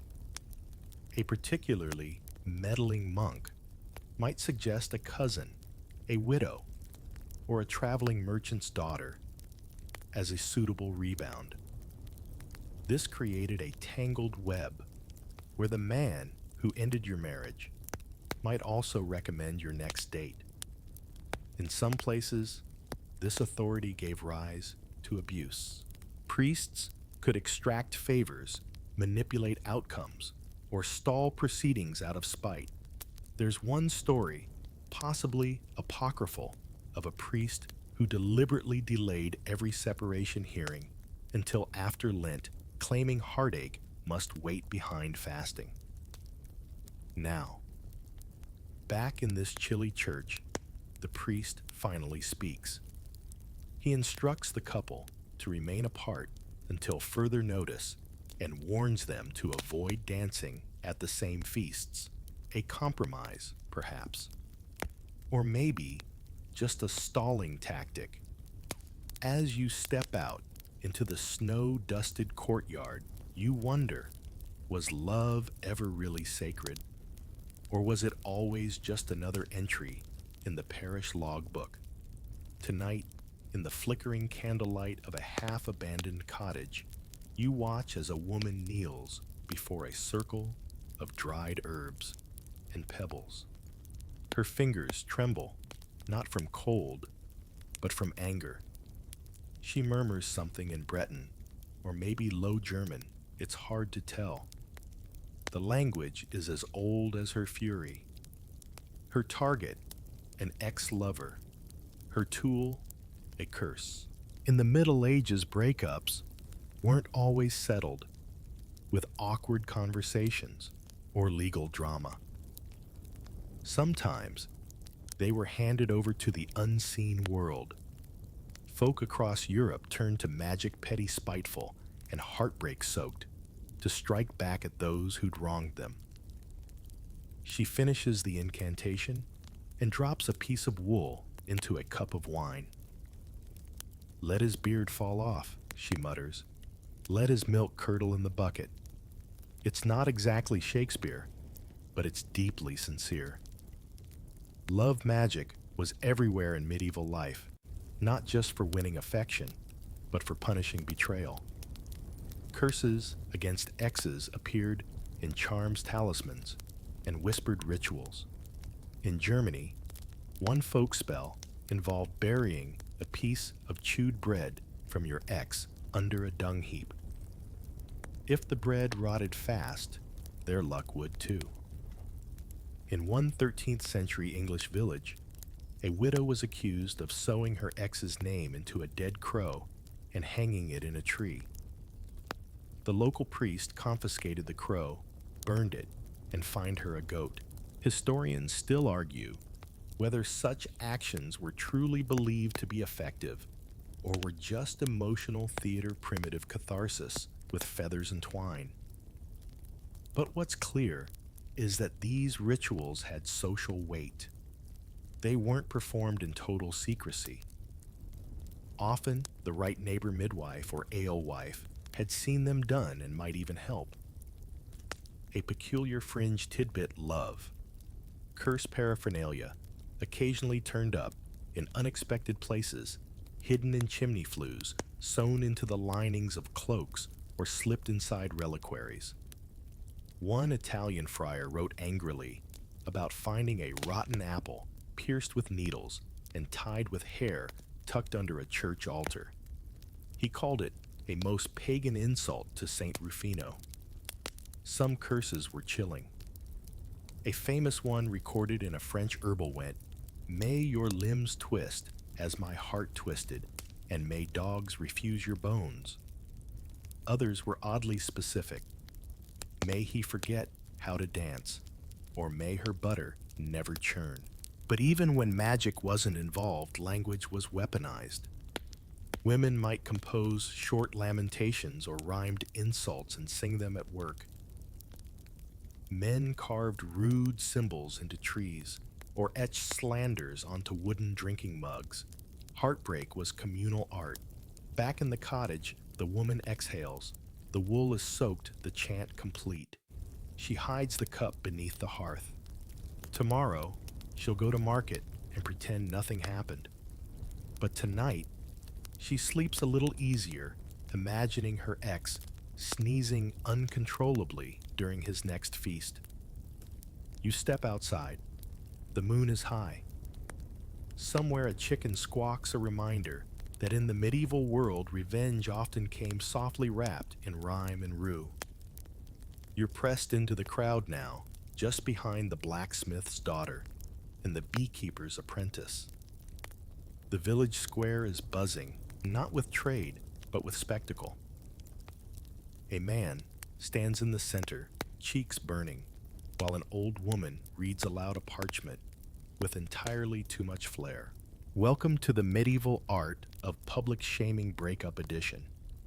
Breakups in the Middle Ages didn't always fade quietly into memory. Sometimes they ended with full-on public rituals designed to humiliate, ridicule, or depending on who you ask, offer closure. The community was not just a witness, it was the stage, the jury, and occasionally the laugh track.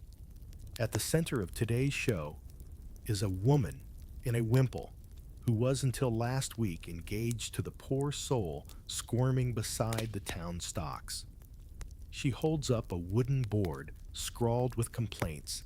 He promised clover, brought weeds, and doesn't even own a goat. The crowd snickers. These shaming rituals varied wildly. In some towns, jilted lovers composed bands of broken promise and had them read aloud by a parish crier. In others, angry exes staged miniature parades complete with mock effigies like a scarecrow in your ex's tunic, with untrue pinned to its chest. Historians still argue whether these rituals were community-affirming traditions or cruel social punishments. Some suggest they helped preserve moral order. Others call them medieval Twitter threads, just with more chickens and fewer hashtags. In parts of Scotland, the rough music tradition involved dragging pots and pans through the street, clanging noisily outside the home of a wrongdoer. Break a heart. Expect a musical visit.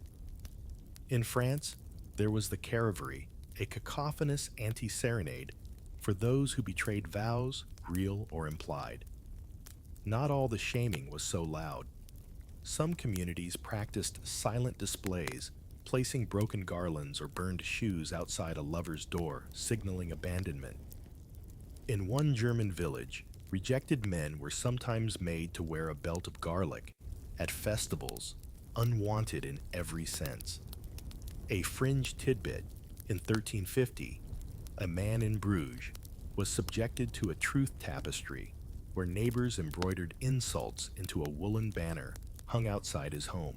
It read in part, "He kissed like a dry fish and wept like a spoiled child." Brutal. Also, very, very expensive needlework. The man before you in the square takes it all with tight lips. Someone hands him a turnip as a joke. He bows, mock heroically. The crowd erupts in laughter and applause. And strangely, that's the end of it. No fight, no grudge, just a ritualized roast, a public venting of romantic failure. You realize something in a world where privacy barely existed. Shame had to be aired, processed, and passed around like a shared loaf. These spectacles, however cruel, let people release tension with laughter, not daggers. As the crowd disperses, you catch the rejected man strolling away whistling.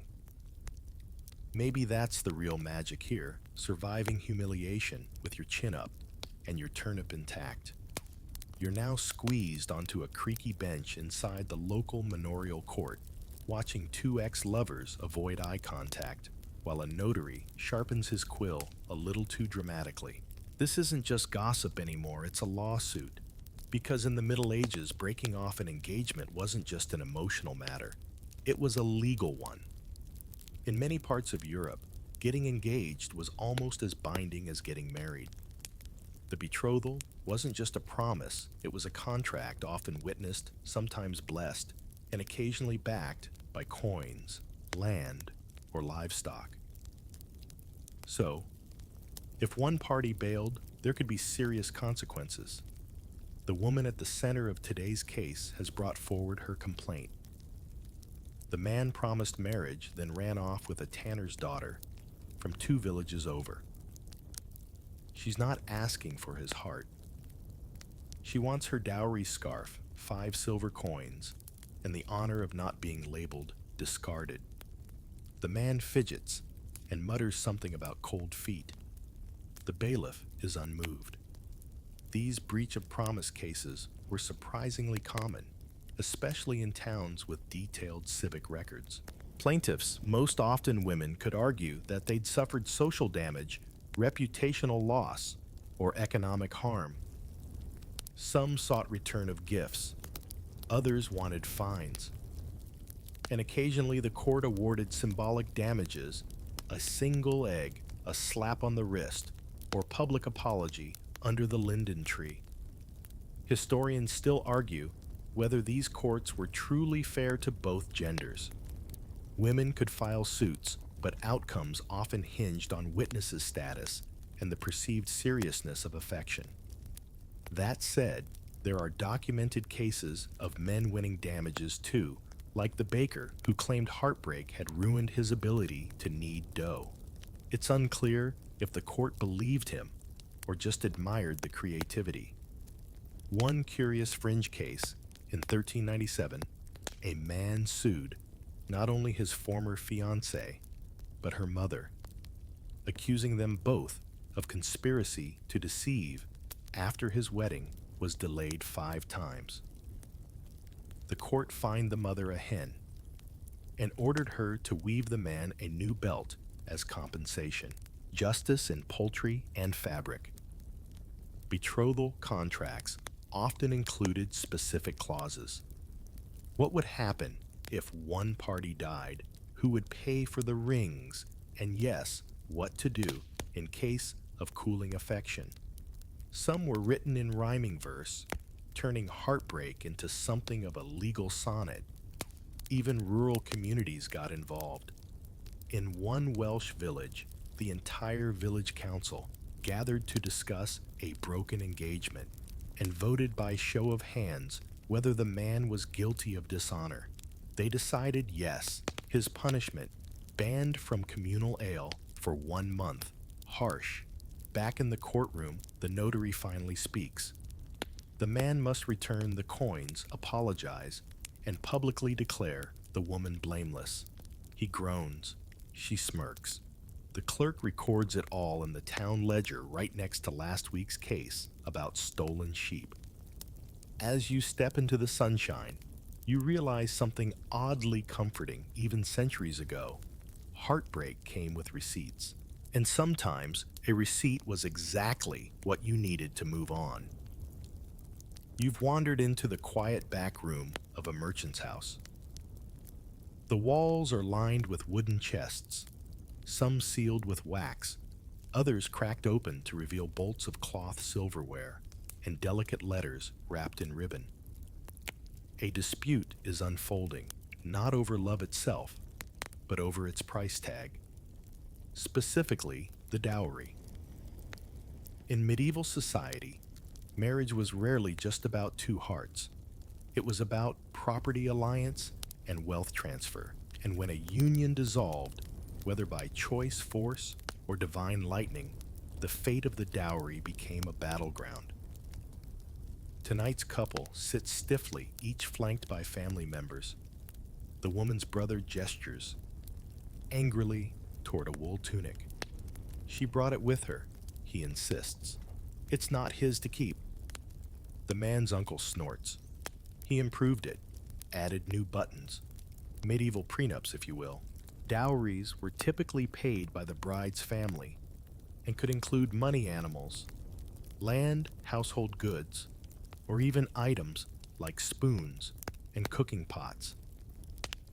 In theory, these were meant to support the new household. But if the marriage failed, who got what became a messy question. Some regions followed return rules. If the man initiated the separation, the dowry went back. If the woman did, it might stay with him. In some cities, special contracts were drawn up to specify that any unused portion of a dowry had to be returned down to the last sheep. Historians still argue whether these agreements empowered women or simply commodified them.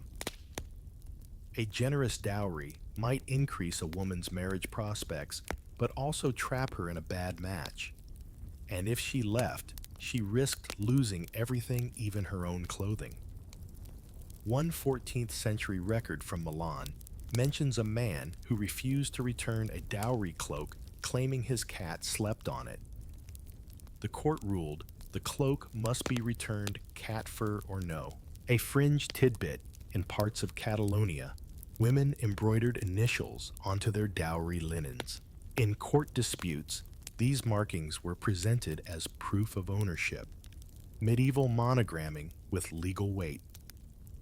Things got even more tangled when children were involved. If a separation led to custody battles, the dowry might be divided or held in trust until the children married themselves. One case from Paris details a man ordered to sell a goat and split the proceeds between two daughters. The goat was then stolen. The dispute lasted 6 years. Back in the room, someone opens a chest. Inside are 2 brass candlesticks, a torn tapestry, and a lopsided ceramic jug. The woman insists it was her grandmother's. The man claims it was a wedding gift. The notary sighs, dips his quill, and writes disputed. These objects carry stories, some happy, some not. And in a world without modern bank accounts, they were the wealth, the security, the future. No wonder they sparked arguments more heated than love itself. You exit into the evening chill, imagining couples today arguing over Netflix passwords. Somehow, a jug and 2 candlesticks feel more permanent. The tavern is unusually quiet tonight. A hush has fallen over the drinkers, not from reverence, but from anticipation. 2 men, each flushed with wine jealousy and far too much pride, stand 10 paces apart, swords drawn. The issue, love, or rather, what remains of it. Welcome to the messiest of medieval breakup consequences, the love duel. In an era when honor was a currency nearly as valuable as a land-wounded pride could be fatal. When 2 men found themselves pining or fuming over the same woman, words sometimes weren't enough. The solution crossed blades at dawn, or occasionally after last call. You edge toward the innkeeper, who whispers the blonde one was her new suitor, the other, her old fiancé. He clucks his tongue. She picked poorly. Though not officially sanctioned by law, romantic duels occurred across medieval Europe, especially among the lower gentry or aspiring knights who believed chivalry demanded something dramatic. And though chivalric manuals warned against fighting over matters of the heart, society quietly cheered it on. In parts of Germany, a peculiar tradition allowed a man to challenge his romantic rival for clarity of standing. The winner didn't automatically earn the lady's favor, but the loser often left town. Historians still argue whether these duels were ever legally binding or merely tolerated outbursts. In rare cases, city laws punish such behavior, unless, of course, one of the duelists died. Then, oddly enough, the survivor was sometimes let off the hook. Passion, not premeditation, the court might declare. A quirky fringe account from 1437 tells of a duel in Burgundy where both men agreed to use wooden swords and padded tunics. They fought for 3 hours and eventually collapsed in mutual exhaustion. The woman married a miller 2 weeks later. Probably the only sensible choice. But not all duels were so playful. Love triangles turned lethal. Songs and ballads from the time recount blade fights beside rivers and barnyards, even during village fairs, transforming a day of trade into a grim ballet. One especially theatrical tale comes from Wales, where 2 former friends dueled after one secretly betrothed the other's betrothed. They fought on a frozen pond. The ice broke. Only the woman survived. She joined a convent, the medieval equivalent of swearing off dating apps.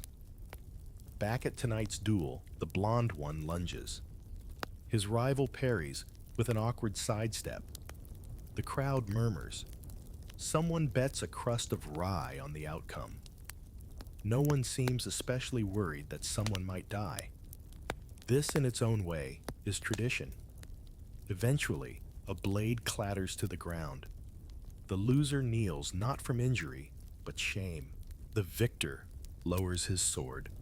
No killing tonight, just a reputation slightly improved and a story for the grandchildren. You leave the tavern as the tension dissolves into ale and laughter. Tomorrow, both men will nurse bruises and egos.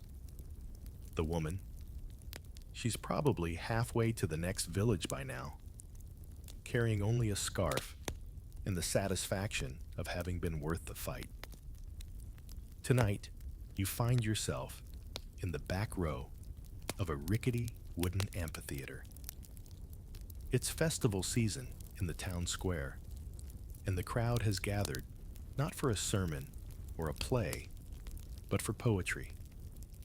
Sharp, stinging, vengeful poetry. Welcome to the strange custom of court poems, the medieval way of turning a breakup into performance art. On the makeshift stage, a lean man in faded velvet clears his throat. He's holding a scroll. The audience leans in.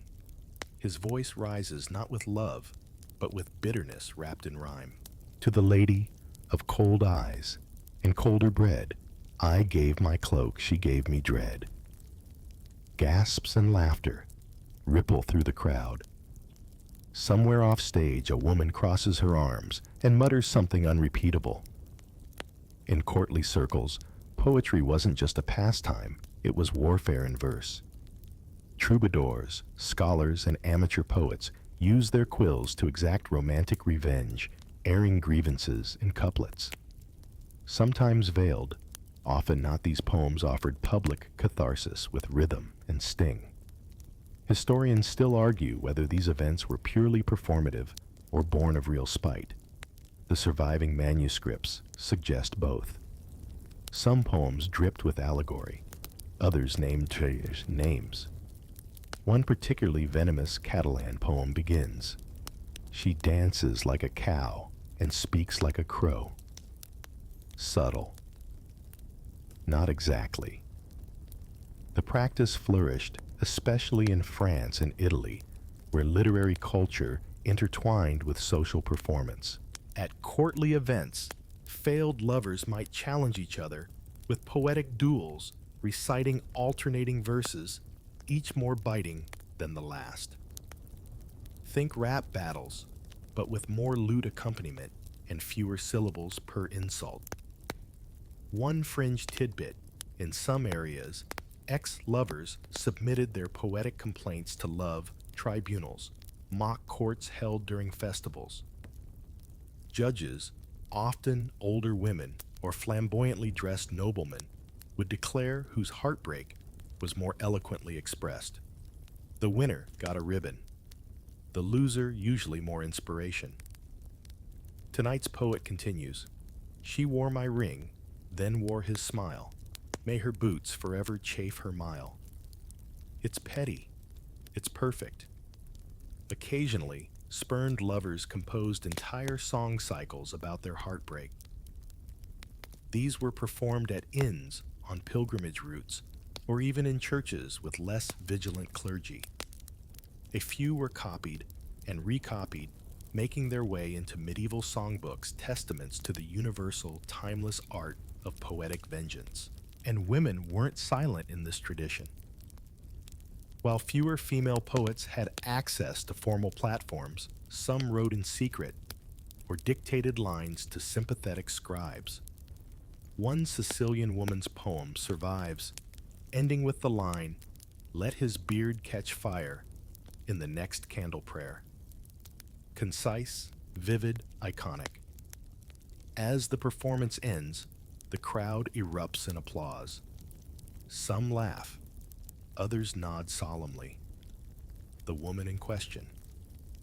She's already left, perhaps to write her own rebuttal, or perhaps to find someone who doesn't rhyme, cloak with broke. You leave the square with the strange comfort that even in the 13th century, people used art to cope. Maybe love dies, but poetry, that survives, and sometimes it kicks back. You followed the sound of a cart clattering over cobblestones to the edge of a village gate. A man stands there, holding nothing but a walking stick and a half-filled sack. A child waves from a distance. No one else says goodbye. He's not leaving for opportunity or pilgrimage. He's being exiled for love gone wrong.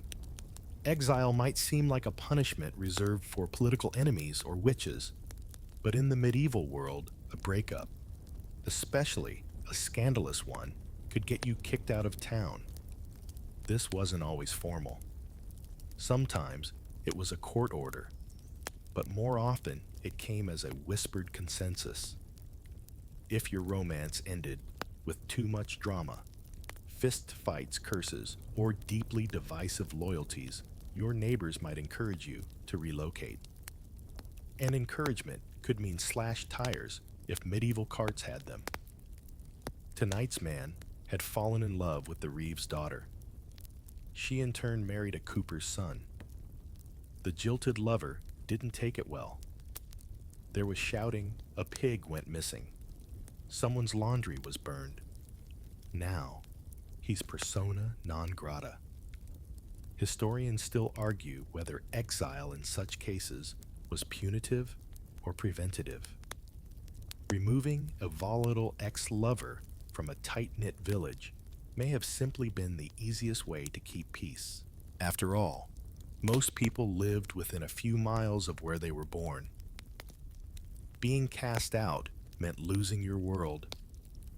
Some towns had actual rituals for these departures.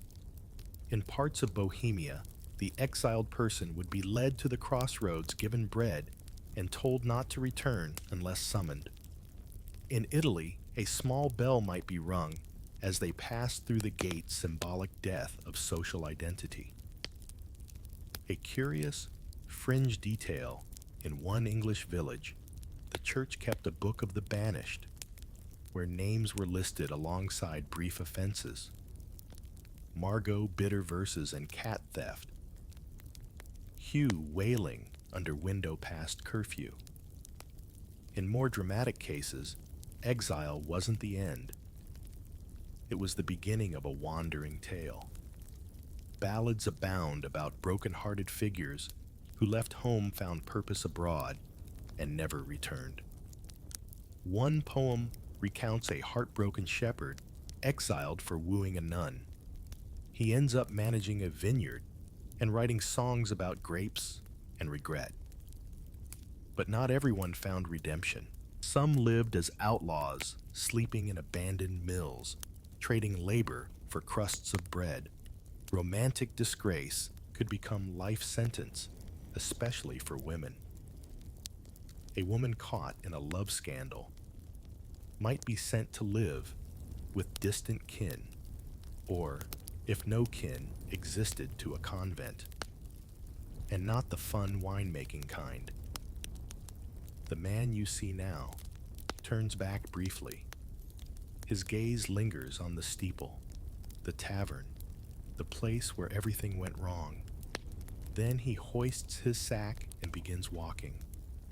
No one follows. No one claps.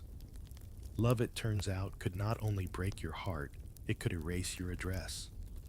Tonight, you're standing on a muddy path just outside a village, watching a figure vanish into the mist. No farewell, no explanation, just gone. And in this moment, you realize even in the Middle Ages, people knew how to ghost. Of course, there were no texts to ignore, no calls to dodge, but there were promises, unmet visits, never repeated love notes, unanswered, and that sudden, bone-deep silence. Ghosting medieval style was often physical.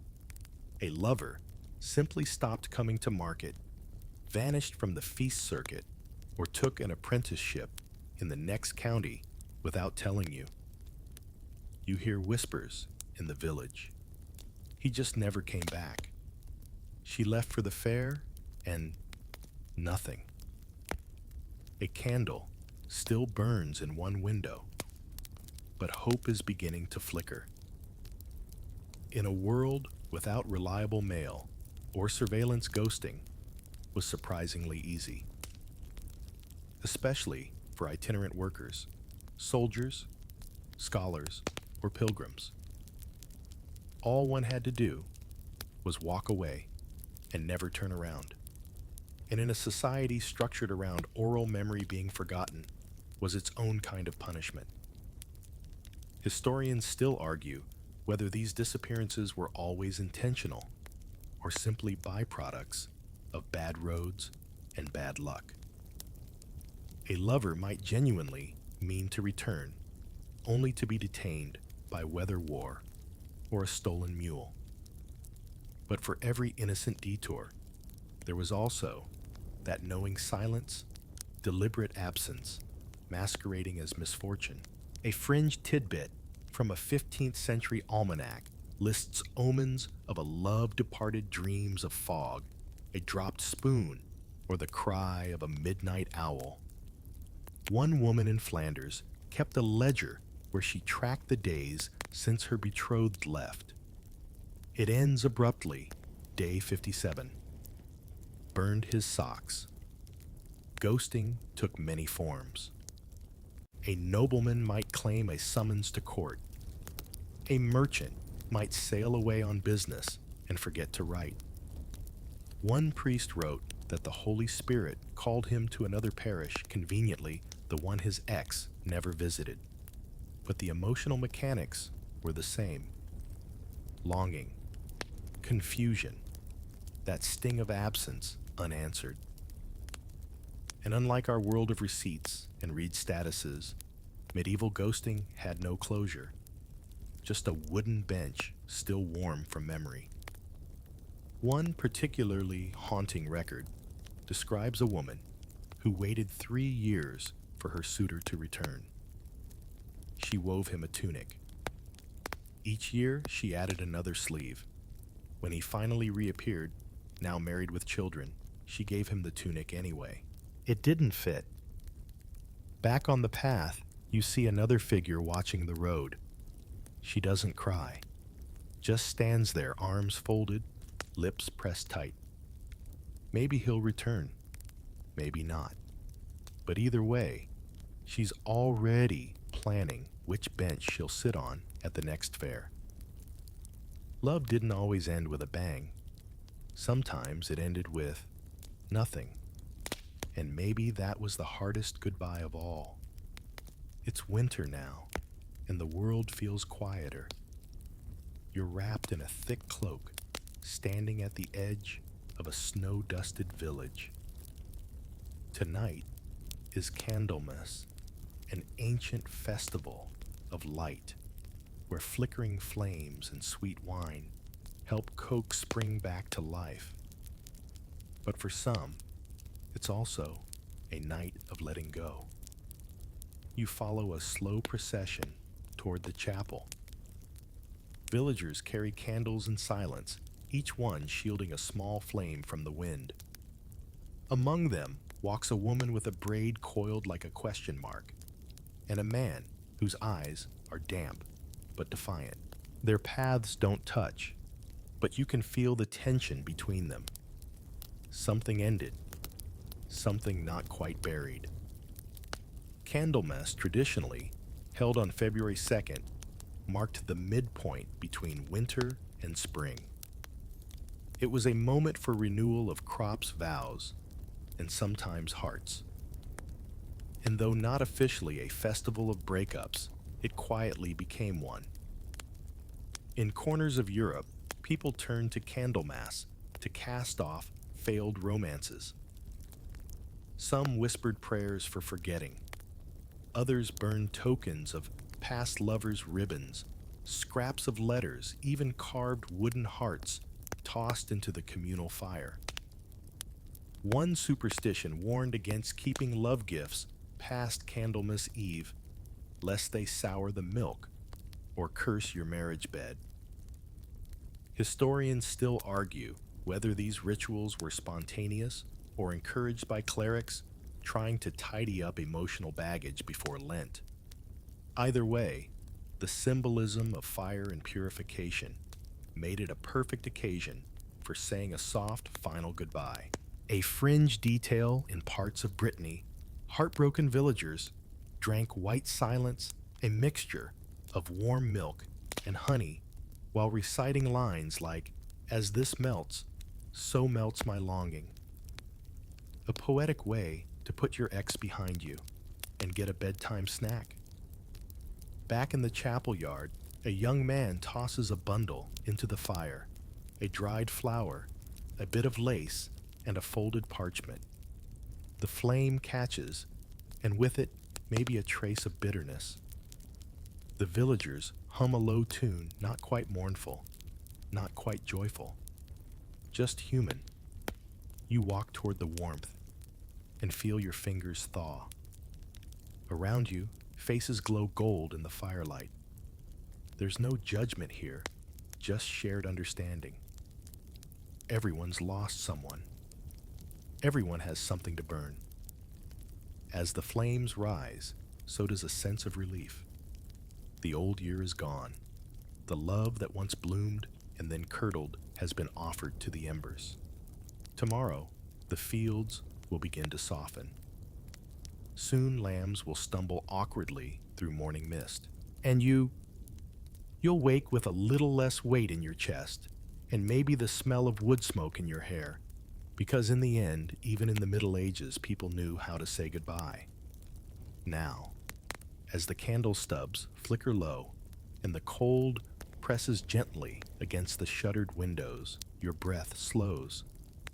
You've wandered through centuries of broken promises, muddy ponds, whispered curses, and firelit farewells.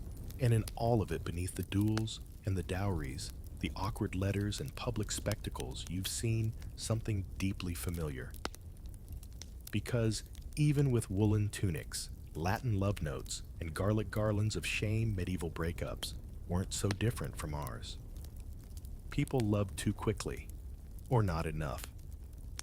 They argued, disappeared, regretted, and sometimes, just sometimes, made peace by tossing it all into the fire. Your footsteps are softer now. You walk through the quiet village square. The stalls long since packed away the laughter from the tavern, no more than a dream's echo. In a cottage window, a candle glows steady and small. Maybe someone inside is reading an old letter, or not reading it. The snow begins to fall, not in flurries, but in gentle, forgiving flakes. One lands on your sleeve, another on your nose. You don't brush them away. You don't need to. Tonight, you've heard stories of goodbyes, messy, bitter, funny, and brave. And whether you're holding on to a heartache of your own or simply easing into sleep, may you feel the slow warmth of understanding settle in your chest. Not everything ends with heartbreak. Sometimes it ends with a whisper and rest. And now it's your turn. What's the strangest, sweetest, or most unforgettable way you've seen love begin or end? Drop it in the comments. I want to hear your stories. If this midnight stroll through medieval romance made you smile or sigh, consider sharing it. Someone out there needs to hear they're not alone. And of course, subscribe, because next time we're diving into the next forgotten chapter of human messiness. And trust me, it's a wild one.